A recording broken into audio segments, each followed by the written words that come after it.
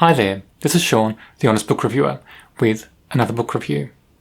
In this video, we're discussing Fairy Tale, written by Stephen King. It's Stephen King's book from 2022, his latest book. It takes him back to fantasy, so he's going away from horror and thriller in this book, and he's more diving into fantasy. It's kind of urban fantasy feel at the start, and then dives into full fantasy mode, like, a new world with magic, different creatures, all that sort of thing. Does he do a great job on the fantasy side? I don't think so, not in this book anyway. I found the first third of the book, where we have the main character Charlie and the old man, Mr. Bowditch, Howard Bowditch. I found that much better than the last 2/3 of the novel when Charlie goes to the fantasy land. I found the fantasy land Stephen King was just meandering a bit in that part of the book. Anyway, here's the book. The cover's okay. I don't mind the cover. I found it quite interesting. The design of the cover catches my eye a bit. But the story, I didn't find a story it wasn't King at his best. And I was quite disappointed with this read. I've been waiting for this for quite a while. I had this on hold to the library for many weeks. And when it finally came my turn to read this book, I was so looking forward to it, but it didn't meet my expectations.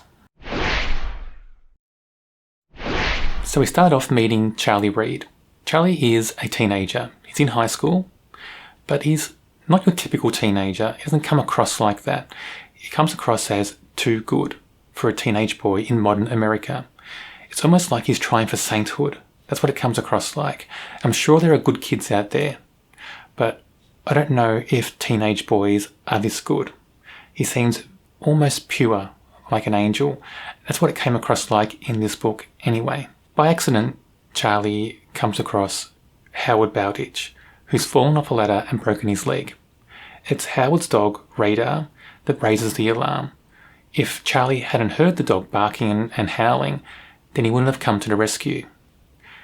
Charlie calls the ambulance, rescues Howard, and then he vows to take care of Howard's house and Howard's dog while Howard's in hospital recovering.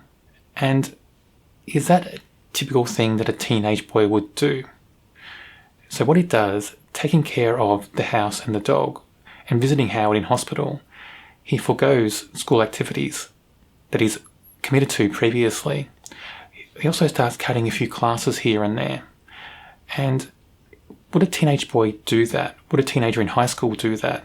And would that teenager's parents allow that person to forego these activities and skip classes to look after the house and a dog of a stranger? I don't know, that felt a bit odd to me. We accept it because it's a fantasy book, well, it's fiction, so we do accept it that the character does this because it fits in with who the character is in the story. But would a normal teenage boy or girl do that? In this book, Charlie starts wondering about Howard. There's something strange going on. Howard's got quite a big house on a large property. And how can he afford that? The property taxes, all the upkeep. How does he keep paying for that? Charlie soon finds out. Howard's got a stash of gold in a safe in his house. And he trusts Charlie to take some of the gold and pawn it for cash to pay for his hospital bills. And that's how Charlie finds out about the gold, how Howard pays for his, for everything he's got, the house and the land. Then we learn a few more things about Howard. There's a shed on the property as well, and it's always locked.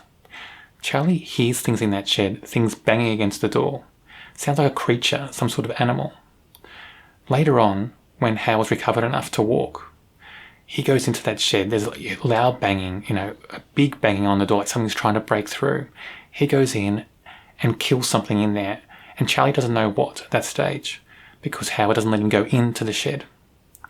A few days later, Howard has a heart attack, and Charlie finds out he's the heir, that Howard has willed everything to him, the house, possessions, the land, everything. Charlie then's wondering about this shed, and then there's a tape as well that Howard's left for Charlie to listen to. And on that tape is quite a tale about the shed, about what's in the shed, about the secrets, about Howard and the dog Radar. Charlie finds all this out It's a huge shock, a huge secret, and it also drives Charlie then into the next part of the book, and that's the last 2/3 of the story, basically. There's a plan to go into the shed and go into another world. I won't tell you why, and I won't tell you too much about what goes on in that other world, because I don't want to give that part away. I'll just say that when Charlie goes to the other world, it doesn't seem as gripping and enthralling as I wanted it to be. And it just seems like King kind of meandered the story a bit through this other world. There's little kind of homages to other tales in there. It feels a bit like Alice in Wonderland. It feels a bit like The Hobbit in a way. And it just feels like a mesh of different things in this story. I don't think it has much purpose. Like, there's not focused very well in this book. The dog, Radar, provides a bit of focus, but overall I just found this book not too focused. It does become a typical fantasy good versus evil story. And I don't mind that. I do like fantasy fiction, and I like evil versus good fantasy fiction. And it becomes a bit of a story with a prophecy as well. And I don't mind that. I like fantasy fiction that has prophecies, and I like fantasy fiction that has magic. And it has that in this book as well. But it just doesn't hit the mark for me for a fantasy novel. And I just wonder if, is it a mistake for King to try for fantasy in his stories? Because he's a great horror and thriller writer, but is he a good writer of fantasy? In my opinion, if you judge by this book, the answer is no. Charlie, our main character. Look, for me, he wasn't the best character in the story. That's a shame because he's the main character. And if the main character isn't the character you engage with the most, that doesn't stand out for you the most, then that could be an issue. And it was for me. I just found him too good. It didn't suit a teenage boy in modern times, how good he was, how pure he was. Just the things he does. It just didn't fit with that character. It fits with the fantasy side, the good versus evil side. So if you're focusing on that part of the story, then it does fit. But his actions, the way he speaks, the way he acts, it just doesn't really fit with a 17-year-old boy in modern America. Howard Bowditch is my favourite character in this story. I liked everything about him, and I think he was a brilliant character, brilliantly written, brilliantly, integrated into the story. Everything about him felt real. He just felt like a real person when you're reading him. You could picture him. So top marks for this character, Howard. I just wish the story was more about him. We know why it's not. We know we need that push for Charlie to go into the next part of the story. But I just wish we got to know more about Howard. We got to spend more pages with him, because I think he was a standout character for me anyway. Radar the dog, he was another good character. He's an over-smart dog, and there are other authors who do over-smart dogs in their books, and I don't really like that. And in this book, kind of the same. He's a bit too smart.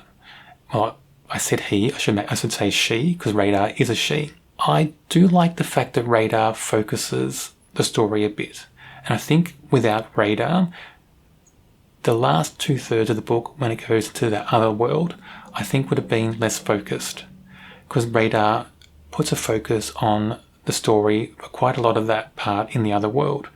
There's a reason why Radar's there, and the story focuses on that. There's a bit of meandering going on, while that's going on with Radar, but I do think Radar provides a bit of a beacon, a bit of a light to follow through that story. I did enjoy Radar as a character overall. I think, less of making the dog too smart would have been a better thing, but still a very enjoyable character in the story. Fairy Tale is definitely not Stephen King at his best. I rate this a 2.5 out of 5. I think if the story had been about Howard and Charlie and Radar for the whole book in our world, instead of turning into a fantasy novel and going into another world, I think it would have been a much better book.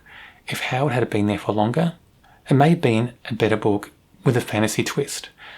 But in my opinion, the fantasy wasn't, the best thing in the story. And it wasn't a great fantasy novel. On my channel, I do review other fantasy stories. If you want to see those videos, check out my channel and subscribe. There's also a fantasy playlist on my channel. Should be on your screen now.